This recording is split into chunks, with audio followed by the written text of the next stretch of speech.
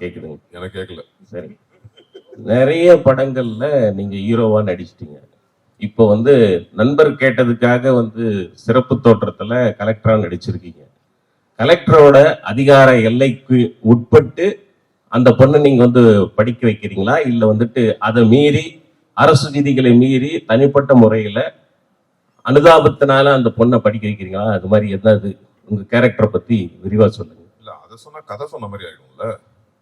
நான் அந்த பொண்ணை என்ன முயற்சி எடுத்து படிக்க வைக்கிறேன்றது அதை நீங்க படமா பார்க்கும்போது தெரியும். ஃபர்ஸ்ட் ஆஃப் ஆல் இதுல அவர் என்ன 5 நாள் தான் கூப்பிட்டாரு நடிக்க. அப்புறம் 5 10 ஆச்சு, 10 15 ஆச்சு. ஆனா எல்லா நாளுக்கும் ஒரே சம்பளம் தான் கொடுத்தாரு. நான் சீரியஸா சம்பளத்துக்காகவோ அதுக்காகவோ பண்ணல. அவர் கதை சொல்லும் போதே நான் அவர்கிட்ட சொன்னது நான் எவ்வளவு படங்கள் நான் இதுக்கப்புறம் பண்ணாலும், ஃபுல் ஃபிளெஜ்டா நம்மள வச்சே படம் பண்ணாலும், இந்த மாதிரி ஒரு கதை எனக்கு என்னைக்குமே அமையாதுன்னு தான் நான் அவர்கிட்ட சொன்னேன். வெரி ஃபர்ஸ்ட் டைம் சொல்லும் போது நான் ரொம்ப யோசிச்சேன். இவர் பெருந்தன்மையா என்னமோ சொல்லிட்டாரு, எடுத்தோடனே கேட்டோடனே ஒத்துக்கிட்டேன் அப்படின்னு. நான் கண்டிப்பா ஃபர்ஸ்ட் பயந்தேன், ரொம்ப பயந்தேன். இது எப்படி இதாகுமா? ஏன்னா என்னால அவர் ஆரோவுக்கும் ப்ராப்ளம் வந்துடக்கூடாது, அவருனால எனக்கும் வந்துடக்கூடாது, அந்த சுயநலமும் இருக்கும்ல. அதனால ரொம்ப யோசிச்சு 2வது தடவை கேட்கும் போது அப்புறம் தான் டிசைட் பண்ண, சரி இது கண்டிப்பா இந்த மாதிரி நமக்கு அமையாது. அப்புறம் என் ஃப்ரெண்டு கண்ணன் ஒருத்தர் இருக்காரு, அவரும் என்கிட்ட சொன்னாரு, இது மாதிரி இது கண்டிப்பா பண்ணுங்க, நமக்கு நல்ல பேர் தான் கிடைக்கும். படம் பார்க்கும்போது எனக்கு ரொம்ப சந்தோஷமா இருந்துச்சு. கரெக்டான ஒரு படத்துல இருந்தோம். எனக்கு ஆக்சுவலா சுகுமார் சார் தான் அடிக்கடி சொல்லுவார், சார் நல்ல பேர் வரும் சார், நல்ல பேர் வரும் சார்ன்னு. யார் சார், உங்களுக்கா சார்ன்னு கேட்டேன். ஏன்னா விஷுவல் அவ்வளோ சூப்பரா இருந்துச்சு. அப்புறம் படம் பார்க்கும் போது அந்த நம்பிக்கை இருக்கு. இதுல நானோ ரம்யா பாண்டியனோ ஆரோவோ ஹீரோ ஹீரோயின் அப்படிலாம் கிடையாது. ஆக்சுவலா அவங்க கிருத்திகா தான் இந்த படத்துல எல்லாமே. அவங்கள சுத்தி தான் எங்க எல்லாரோட கதையும்.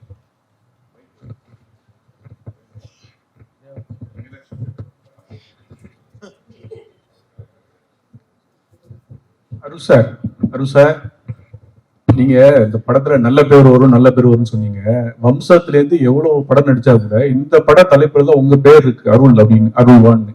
இது நீங்க வந்த பிறகு பேரை மாத்தினாங்களா, இல்ல முதலே வச்ச பிறகு உங்களை பேருக்கு தகுபடி கூட்டாங்க? நான் ஒரு நாள் ஃபுல்லா இந்த டைட்டில் வேண்டான்னு அவர்கிட்ட அவர்கிட்ட டைட்டில் மாத்துங்க, நானும் இருக்கேன், இதே டைட்டிலா வச்சிங்கன்னா சரி வருமானு. பட் அவருக்கு பொருத்தமா பட்டுச்சு, அதை போய் நம்ம தடுக்க கூடாதுல்ல. கதையோட டைட்டில் என் படத்துல என் பேர் முத்துவேல். இல்ல அருள்வான், அள்ளி கொடுக்கிறவன் அப்படின்னு. ஆமா, அதுக்கு இவரு சொல்லுவாரு டைட்டில் வச்சவருக்கு. இது வான் தான் டைட்டில் வச்சோம். அதாவது வான்னா வானம் சார்ந்து மலை சார்ந்தது. அந்த டைட்டில் கிடைக்கல. இப்போ ஜென்ரலாகவே ஒரு ப்ளஸ்ஸிங்காக இருக்கும் அப்படின்றது தான் எல்லாத்துக்கும். அதனால அருள்வான்னு சேர்த்து வச்சுக்கிட்டேன். அருள்வான், அது அவ்வளோதான். ஓகே டைரக்டர் சார், உங்களுக்கு ஒரு கேள்வி.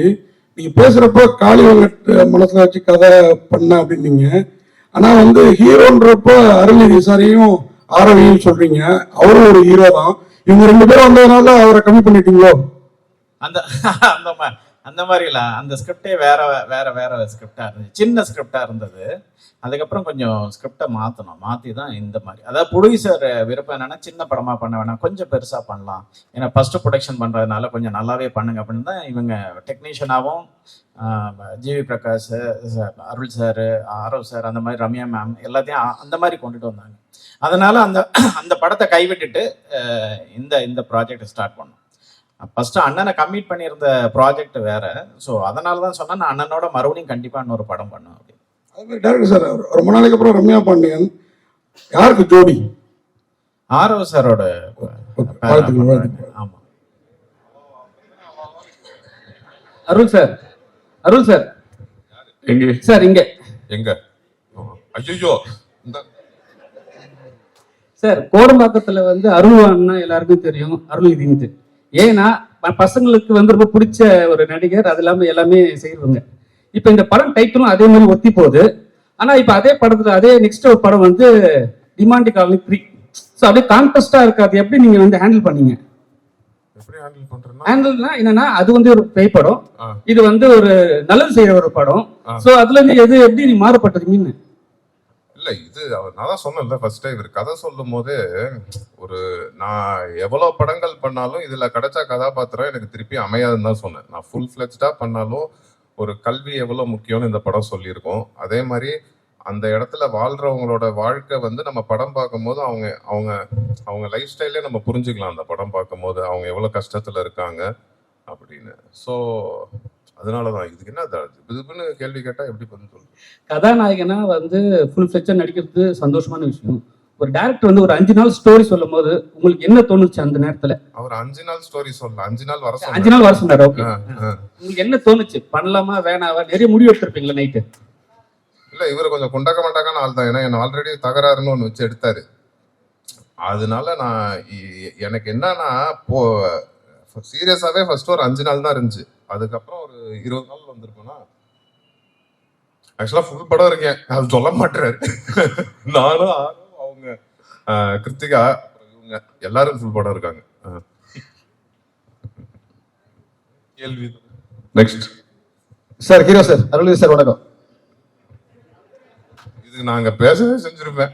நீங்க தான் பேசணும் சார். மாசான ஹீரோவா பல படங்கள் பண்ணிட்டீங்க. பட் இந்த படத்துல ஒரு முக்கியத்துவமான கேரக்டர் அப்படின்னா 5 நாளைக்கு ஒத்துக்கிட்டீங்க. அடுத்து வரக்கூடிய இந்த மாதிரி கதைகள்ல முக்கியமான கேரக்டர் 2 நாள் 5 நாள் அப்படின்னா ஒத்துப்பீங்களா சார்?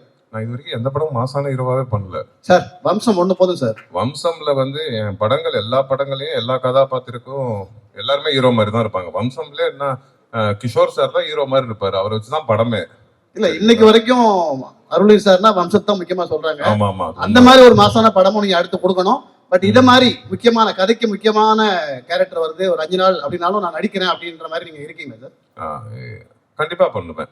முக்கியத்துவம் வாய்ந்த கதைகள்ல நான் 5 நாளுக்குனாலும் நீங்க அடிப்பீங்க.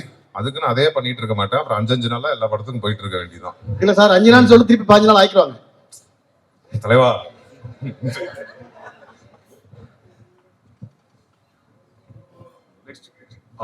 ஆரோவுக்கு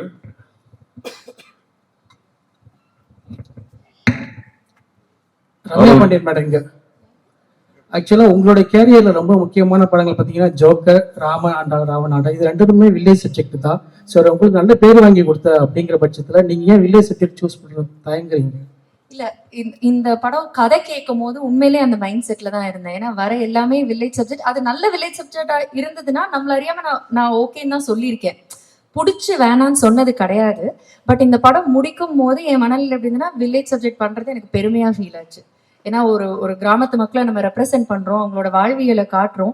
ஸோ அதுல நிறைய நுணுக்கங்கள் இருக்கு, அதுல ஒரு ரியாலிட்டி இருக்கு, ஒரு சோல் இருக்கு. ஸோ படம் முடிகிற டைம்ல நான் பெருமை தான் பட்டேன். ஸோ இப்போ அந்த மைண்ட் செட்ல இல்லை. கதை கேட்கும் போது உண்மையிலே நான் அவர்கிட்ட ஃபோன்ல நோ தான் சொன்னேன். ஸோ இருந்தாலும் ஒரு வாட்டி கேட்க வாங்கினாங்க. தேங்க்யூ சார் திருப்பி வர சொன்னதுக்கு. ஸோ கதை கேட்டதுக்கு அப்புறம் எனக்கு ரொம்ப ஹாப்பி ஆயிடுச்சு. ஸோ இனிமே வில்லேஜ் படம் கண்டிப்பா கண்டிப்பா கண்டிப்பா. சார் ஆரோ சார்.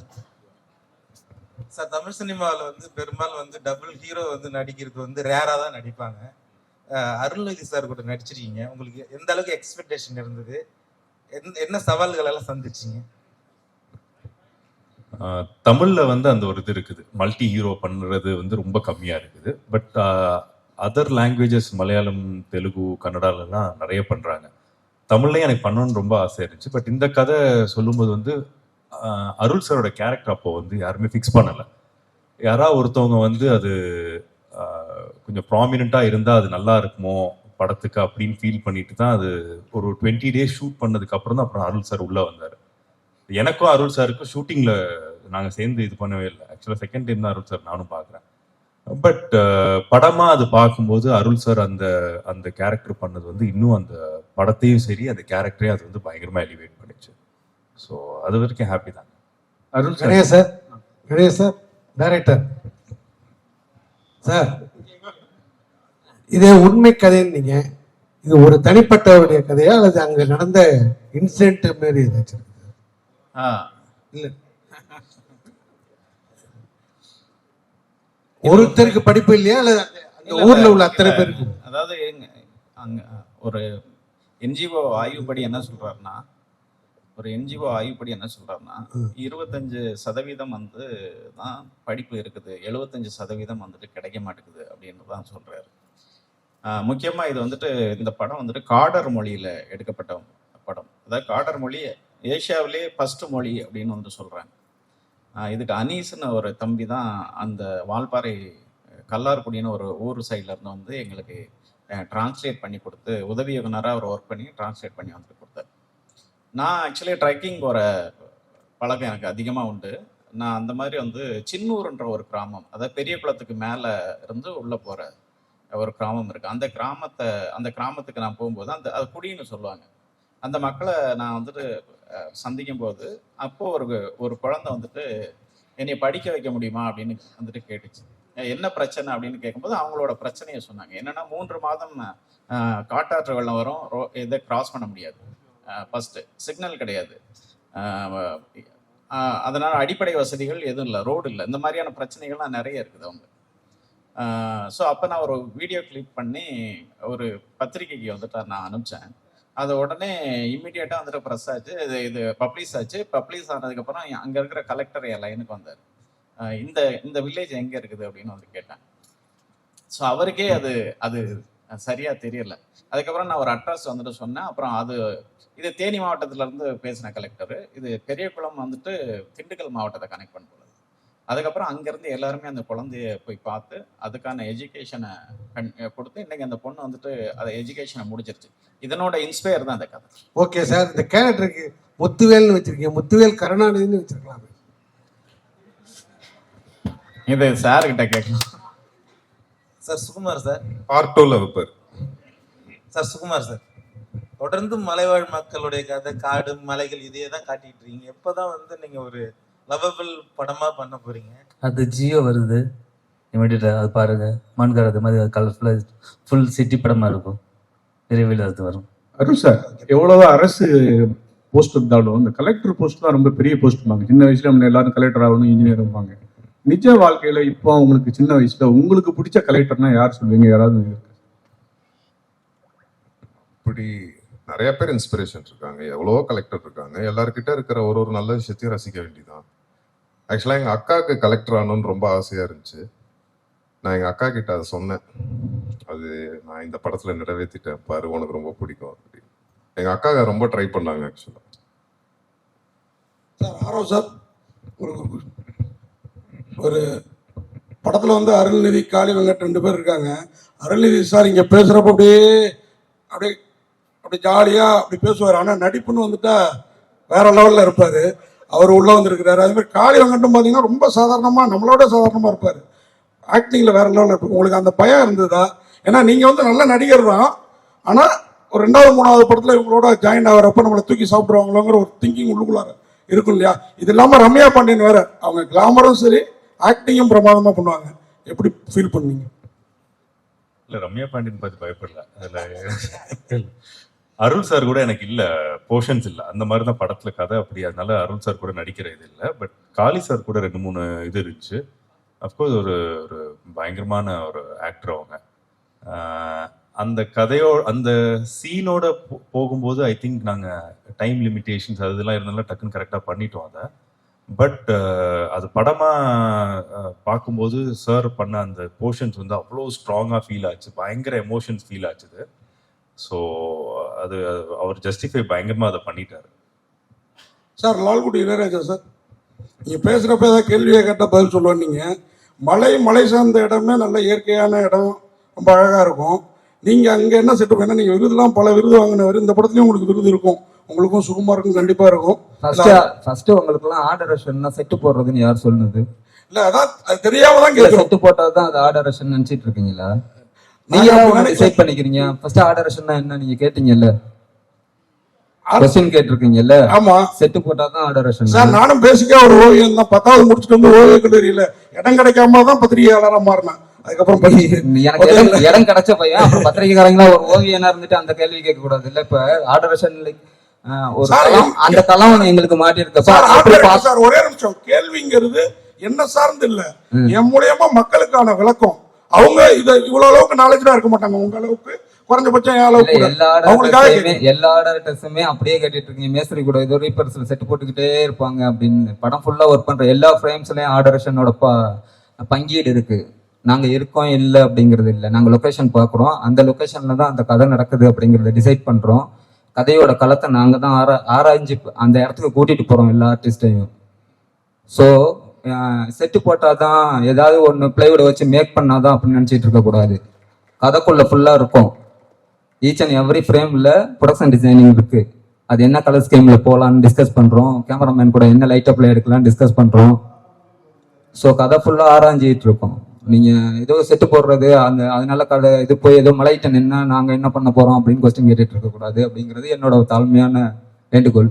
இனிமேலாவது இந்த கொஸ்டின்ஸ் இது மாதிரி கொஸ்டின்ஸ் ஆர்டர் கேட்கறது விளக்கம் கிடைச்ச பிறகுதான் எனக்கே அது தெரியுது. அப்ப மக்களும் இதுக்கப்புறம் தெரிஞ்சுப்பாங்கிறதுக்கு தான் இந்த கேள்வி. நன்றி. இந்த போஸ்ட் பண்ணீங்க, நான் கரெக்டா போஸ்ட் பண்ணீங்க, கரெக்டா கொண்டு போய் சேர்த்தீங்கன்னா ஆர்டர்ஸ் அங்க மலையில என்ன செட்டு போடுறீங்க, அங்க தெருவில் எடுக்கிறப்போ உங்களுக்கு என்ன வேலைன்னு கேட்காம இருப்பாங்க ஆடியன்ஸ். நீங்க தான் அதை கரெக்டா கொண்டு போய் அப்ப ரீச் பண்ணணும். ஸோ தெரிஞ்சுக்குவாங்கல்ல மக்கள்.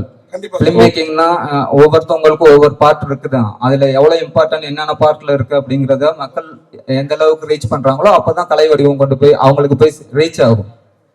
நன்றி. நன்றி. டைரக்டர் சார்,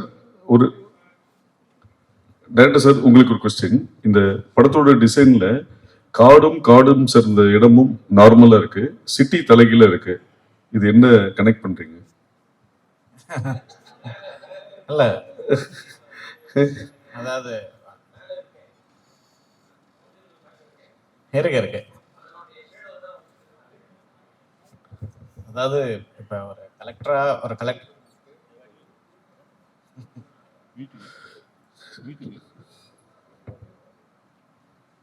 இது கதையில என்ன விதமா கனெக்ட்? இல்ல இது ஒரு கலெக்டரா வந்துட்டு நம்ம ஒரு ஃபாரஸ்டுக்குள்ளார கொண்டு போய் வைக்க முடியல. ஒரு சிட்டிக்குள்ளார இருக்கிற ஒரு கலெக்டரை சந்திக்க வர்ற ஒரு குழந்தையோட லைஃப் தான் அதனோட எடுத்துக்காட்டா பண்ணியிருக்கோம். வேற ஒன்று சார். அருள்வஞ்சி சார், இன்னைக்கு வந்து கல்வி 2026ல் பட்டி தொட்டி எங்கும் எல்லா இடத்துலையும் கல்வியை கொண்டு போய் சேர்த்துருக்காங்க. ஆனா இன்னமும் ஒரு சில மலைவாழ் மக்களுக்கு கல்வி கிடைக்கல, ஏழை எளிய மக்களுக்கு கல்வி கிடைக்கலன்னு சொல்லியிருக்காங்க. இதுக்கு என்ன காரணமா இருக்குன்னு நீங்க நினைக்கிறீங்க சார்? இதுக்கு காரணம் தெரிஞ்சா நான் இங்க உட்காந்துருப்பேன். நெஜ கலெக்டரா இருக்க மாட்டேன். அந்த கஷ்டத்தை தான் இந்த படத்துல சொல்லியிருக்கோம். ஸோ இப்போ நிறைய இடத்துல நிறைய பேர் அதை செஞ்சுட்டு வராங்க. இதுவும் பேஸ்ட் ஆன் ட்ரூ ஸ்டோரி தான். இது உண்மையாவே எங்க நடந்தது, எந்த கலெக்டர் அதை செஞ்சாரு, எந்த ஊர்ல நடந்துச்சு, அங்க பேசிட்டு இருக்காரு. இங்க பாருங்க, முக்கியமான கேள்வி அது எல்லாமே இவர் சொல்லியிருக்காரு. அதை கேளுங்க, அதை ஒரு தடவை கேளுங்க. நிறைய பேர் ட்ரை பண்றாங்க. இன்னும் இப்போ எல்லா இடத்துலையுமே இப்படி இருக்குன்னு நம்ம சொல்ல முடியாது. எல்லா இடத்துலையுமே கல்வி போய் ரீச் ஆயிருச்சு. இவர் தான் சொன்னாரு இன்னும் 20% இடத்துல. ஆமா, அது 25% இருந்து இன்னும் கம்மியாயிருக்கும். சீக்கிரம் இன்னும் கம்மியாயிடும் நம்புவோம். சொல்லுங்க, அந்த பேஸ்ட் ஆன் ட்ரூ ஸ்டோரி இல்லை சார். இப்போ ஒவ்வொரு நாங்கள் எல்லா மலை கிராமத்துக்குள்ளாரையும் போகல. இது கொஞ்சம் ஸ்டடி பண்ணும்போது, இந்த கதையை ஸ்டடி பண்ணும்போது ஒரு குறிப்பிட்ட ஒரு 10 கிராமங்களுக்குள்ளார போனோம். சில குழந்தைகள் வந்துட்டு ஒரு 20 கிலோமீட்டர் இல்லை ஒரு சில குழந்தைகள் வந்துட்டு ஒரு 20 கிலோமீட்டர் தாண்டி தான் வந்துட்டு ஸ்கூலுக்கு வந்துட்டு போகிறாங்க. அந்த குழந்தை திரும்பி வர முடியாது. ஏன்னா உங்களுக்கு ஃபாரஸ்ட் தெரியும், அட்டை இருக்கும், எலிஃபென்ட் இருக்கும், இது லெப்பர்ட் இருக்கும். ஸோ அந்த மாதிரி நிறைய பிரச்சனை இருக்குது. இங்கே சில இடங்களில் தான் உண்டு உறைவிட பள்ளிக்கூடம்னு இருக்குது. என்னன்னா அங்கே ஹாஸ்டல் அவங்களுக்கு, அதாவது இவங்க வந்துட்டு மண்டே வந்துட்டு ஸ்கூலில் கொண்டு போய் விட்டுடுறாங்க. சாட்டர்டே வந்துட்டு அந்த குழந்தைங்கள ரிட்டர்ன் வந்துட்டு அந்த பேரண்ட்ஸ் போய் கூட்டிகிட்டு வராங்க. இதில் இந்த சம்பவத்தில் இந்த குடும்பங்களுக்குள்ளார, இந்த சொந்தங்களுக்குள்ளார ஏதாவது ஒன்று நடந்தால் அந்த குழந்தைங்களுக்கு எதுவுமே தெரியறது கிடையாது. இதனோட வலி ஒரு பெரிய வலியாகவே இருந்துகிட்டு இருக்குது. ஏன் 20 கிலோமீட்டர் போகணும், ஏன் இந்த இடத்துக்குள்ளார இன்னும் பள்ளிக்கூடம் வரலன்னா, அங்கே அடிப்படை வசதிகள் இல்லை. அங்கே வந்துட்டு ஒரு டீச்சர் வந்துட்டு இங்கேருந்து போகணுன்னா டிரான்ஸ்போர்ட் வேணும், வேவ் இருக்கணும். ஸோ அவங்க அனிமலை சமாளித்து போகணும். இங்கே கீழே இருந்து தரைத்தளத்துலேருந்து நீங்கள் காட்டுக்குள்ளார போகணுன்னா மினிமமாக 15 கிலோமீட்டர் மேலே போகணும். ஸோ அதுக்கு நிறைய ப்ரொசீஜர் இருக்குது. ஸோ இதெல்லாம் ஃபாலோ பண்ணி இன்னும் வந்துட்டு சரியான இடங்கள்ல வந்துட்டு சேரலை கல்வி. இதை கொஞ்சம் கொஞ்சமாக சேர்த்துக்கிட்டு இருக்கிறாங்க. இந்த மாதிரியான படங்கள் வந்துட்டு இப்போ மக்களை போய் ரீச் பண்ணும் போதும், அஃபிஷியல் ஆஃபீஸர்ஸ் இதை பார்க்கும் போதும் அவங்களுக்கு ஒரு வந்துட்டு நல்லது நடக்கும் அப்படின்றதுக்காக தான் இந்த மாதிரியான ஒரு ஸ்கிரிப்டை வந்துட்டு நாங்கள் பண்ணியிருக்கோம்.